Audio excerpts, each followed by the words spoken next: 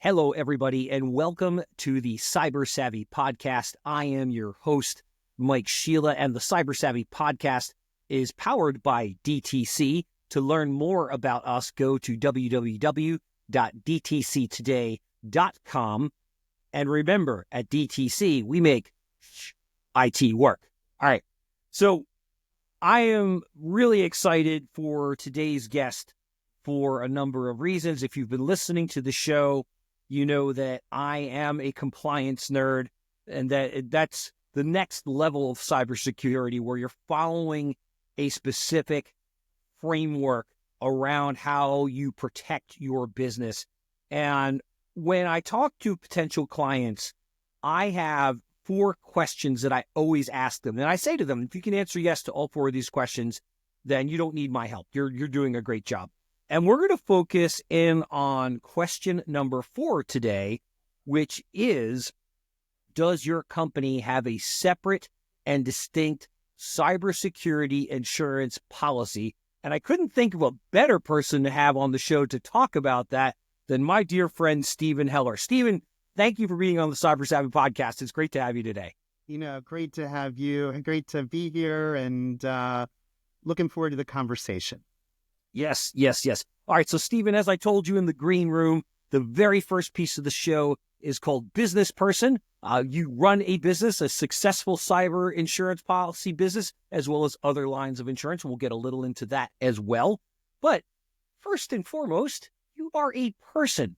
So tell us something fun or interesting, or maybe not on the back of the cereal box, that we wouldn't necessarily know about Stephen Heller if we saw him walking down the street. Well, appreciate the question, and it's interesting. I do get this often, and because when you look at the journey of life, I go back to what we're going to take with us, and those are just experiences. So in our personal lives, in our working journey, it's an experience. And as I've gotten older, one of the things that I've really, really embraced is nature. A passion of mine, other than insurance and helping people, is really connecting with nature. And over the last 12 years, for those who know me, I am an avid hiker. I enjoy, whether it's just a local park that I'm just become very attached to here in Baltimore County, or I had a great experience a few summers ago where I hiked through the Swiss Alps, and that was a guided tour. But all of that really, again, you talk about quality of life, and when you're out there and you're able to reflect and look at things more holistically, and that's what nature does. Nature allows us that pause where we can just take in the clean air and through your lungs but be able to really think clearly. And really, when you look at our challenges today, just as humans, is how much information can we filter?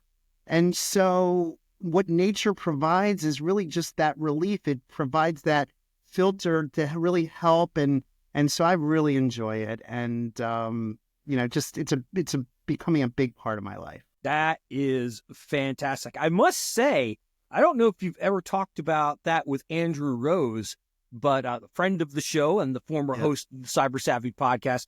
But Andrew gets out there and gets after it. He's big into discovering and identifying different mushrooms and fungus. And he was telling me that a couple times a year he completely goes off grid, like no cell phone, nothing. Has a backpack of supplies and just lives that way for a couple of weeks just so he can recenter himself. So it sounds like the two of you have some interesting symmetries. We do. So thank you. Get into today's conversation for our audience. This was catalyzed by Steve and I reconnecting a couple of weeks ago.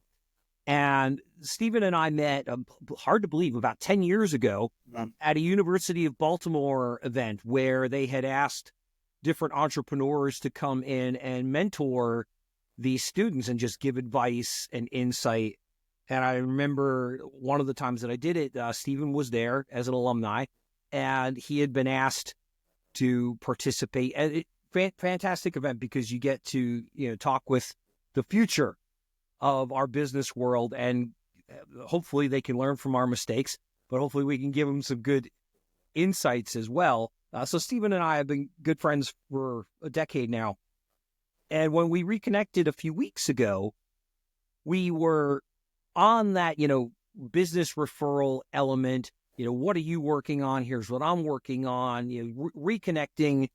And we got on the topic of cybersecurity insurance and how it has really evolved over particularly the last 5 years. There's been an acceleration to how the product works. So, Steve, why don't you give us a baseline for your firm, how you serve the community overall, and then we'll go a little more specifically into the cyber insurance side of the world. Yes. So our firm, we started in 2009, and it was just myself at the time. One of the reasons why I went into private practice, wanting to open up an insurance brokerage, is prior to that, my experience has been on the corporate underwriting side. And you hear the term underwriting and so what does it really all mean? And really, that was the impetus of why I wanted to go into private practice, because in our business, it's very technical in nature, and cost seems to be the common denominator of what we all understand. My whole goal in all of this, in helping people really bring meaning behind what you're paying for. And so when we went into practice, I was just myself, a vision, a passion, and a dream. And but one of the things that really stood clear to me was the approach in our business is when we looking at and understanding exposure. Do you understand exposure? Do you understand what risk is? And more importantly, if an event were to occur, is the policy that you currently have going to protect you? And so that opens up a lot of dialogue, and really the impetus of why I started the practice, because I would spend a lot of time with individuals, businesses, whether it be startups, whether these would be established businesses. And what I come to find out is there's a lot of unanswered questions. And my role has really evolved into kind of being that tour guide, if you will, to really help people, businesses really make the right decisions. And ultimately, it's your decision. My goal really is to make sure that you have the proper education. So taking that a few steps forward, that was at the beginning of 2009. And fast forward, today we have 4 practice areas within risk management and insurance. So we have a residential, a personal insurance division. We have a commercial insurance division. We also are able to help our clients with life, disability, and long-term care needs, as well as employee benefits. And so those verticals have really evolved based on what our clients' needs are.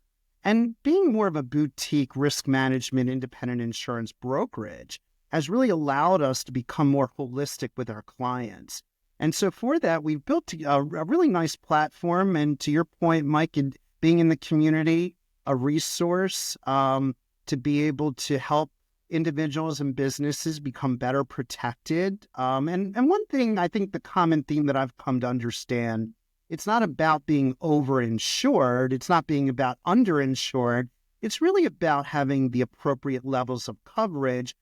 Because let's face it, at the time of claim, you're thinking, oh, I paid for a policy and I expect my claim to be paid. And that's where a lot of conversations can start. But as I always say, at the time of loss, that's not the time to review your coverages. So really, that's kind of a starting point for us and really able to help folks out here. Yeah, I love that breakdown. So thank you, because I tell people all the time that I'm in the risk mitigation business as well. And I'll look at this through the lens of a business owner for just a moment. There's a lot on the plate of a business owner. What you look at, you're selling a product or service. Every business is doing that. You may be selling products, you may be selling services, but the core of a functioning business is selling a product and or a service. And with that comes a lot of decisions. Am I going to be a brick and mortar business? Am I going to be a virtual business? Will my clients be local? Will they be regional? Will they be national? Will they be international? Because every time you change the answer to just that question, your risk changes dramatically. And every time you add another element, am I going to have employees? That changes your risk profile. Am I going to have company-owned vehicles? That changes your risk profile. Am I going to pay for my employees to travel via plane, via train?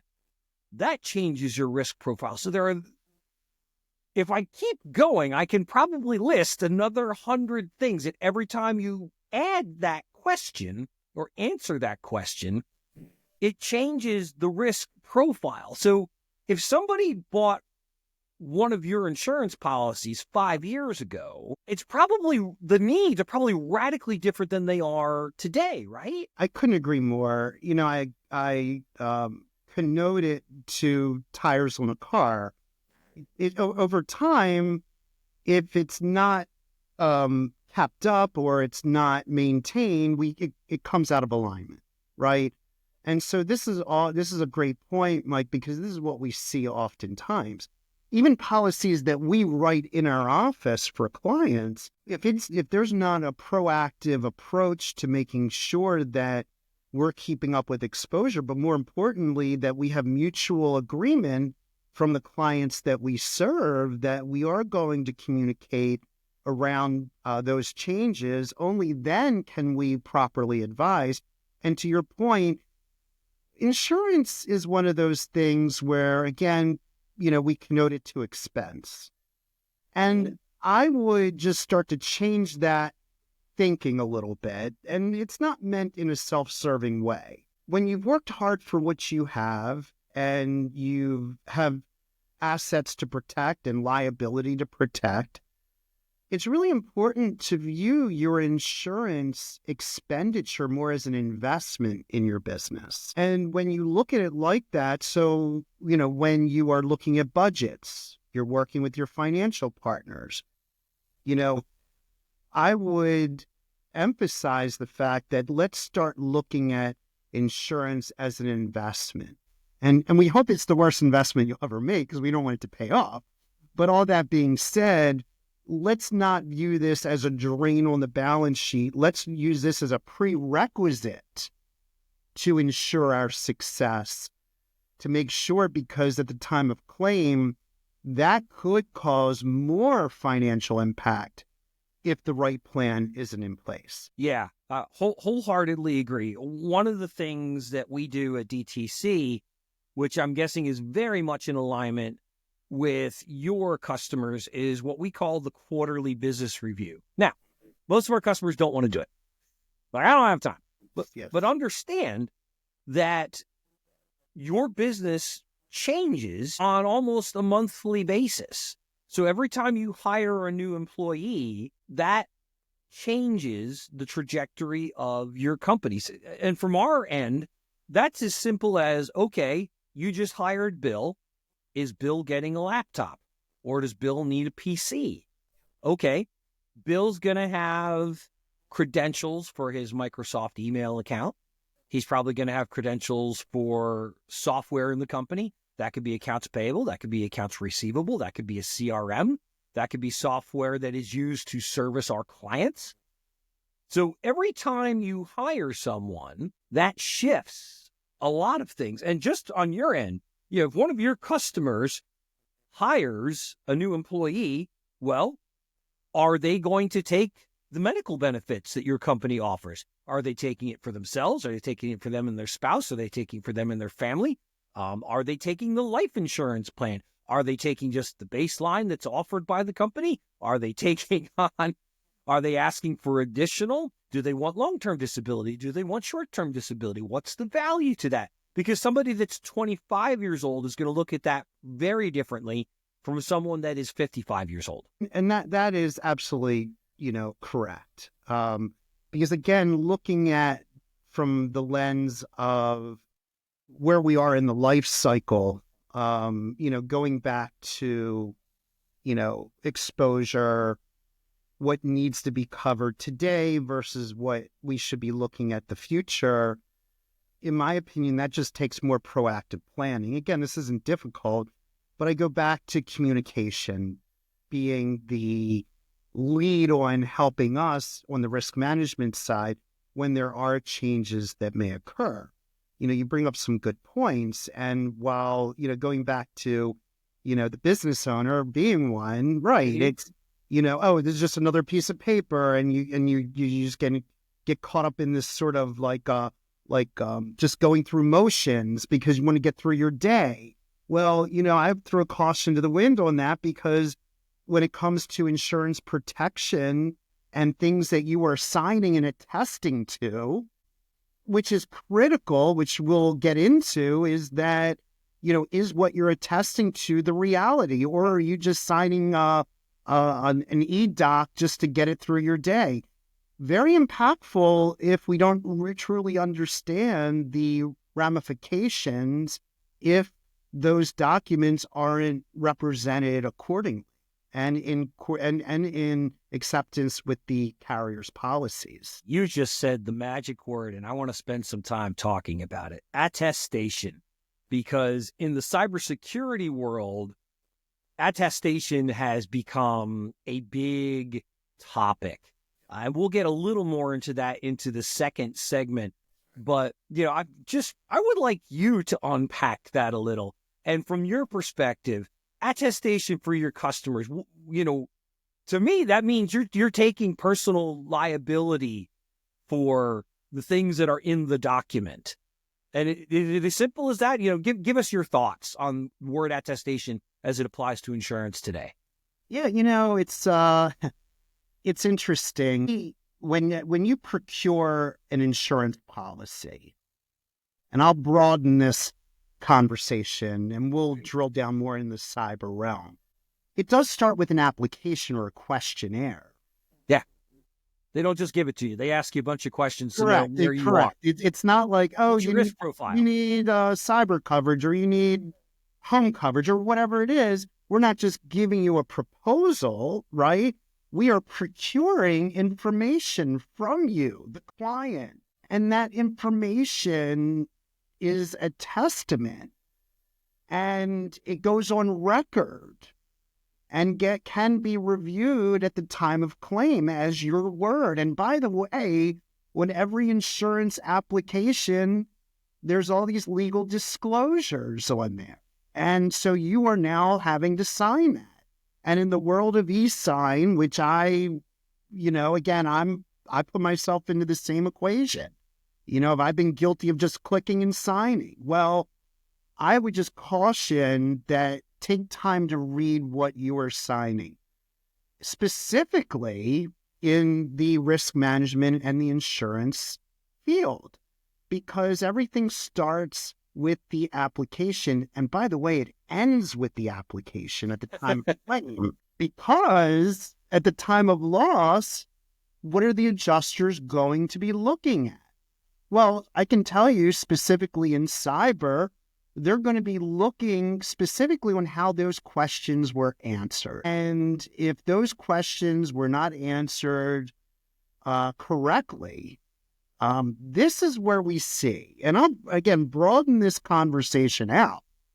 I'll argue that 99%, and I'll go that high, of claims that are actually denied or diminished. And yes, you get into some valuation, and that, I believe, is somewhat of a negotiation if the claim isn't valued correctly. But I'm just talking on the premise of, is this a covered loss or not?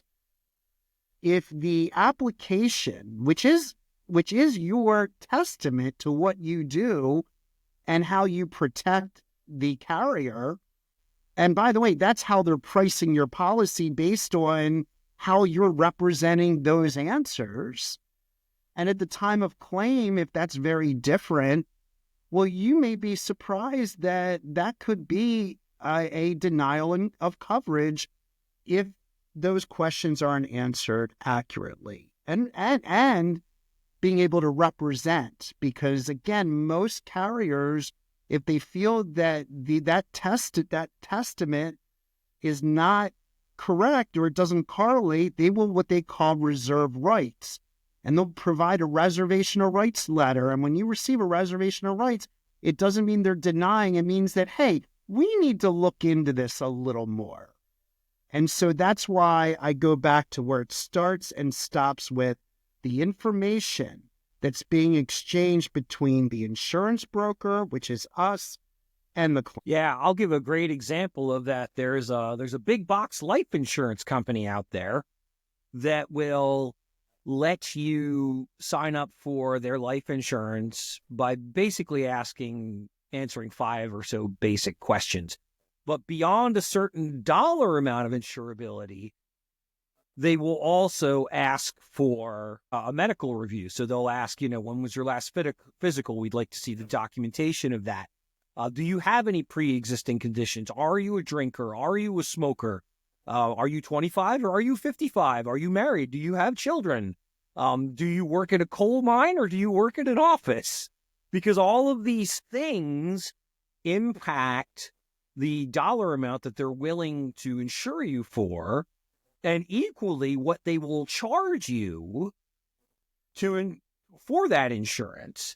And I say that because I think when it comes to insurance, that's probably the most relatable that anybody on the street can understand. Oh yeah, when I applied for insurance, I could get $250,000 without a physical, but beyond that, anything above that, they wanted me to have a physical. And all the companies have different rules, which is why, getting life insurance through your employer is helpful, because you get sort of that baseline where you don't have to jump through all those extra hoops.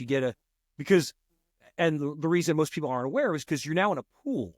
It's now not just you're in a predetermined pool that's been vetted and the risk has been distributed out. So the 25-year-old that I work with is offsetting me as the 52-year-old to a certain extent, and they're transferring their risk out across the pool. I'm getting kind of nerdy about insurance, but when people talk about that, that's a big part of the challenge. And you, as an insurance expert dealing with a lot of smaller businesses, that risk pool, it's harder to distribute the risk and give everybody a balanced quote. It really does almost come down to an individual case basis when you're talking 5, 10, even 15 employees.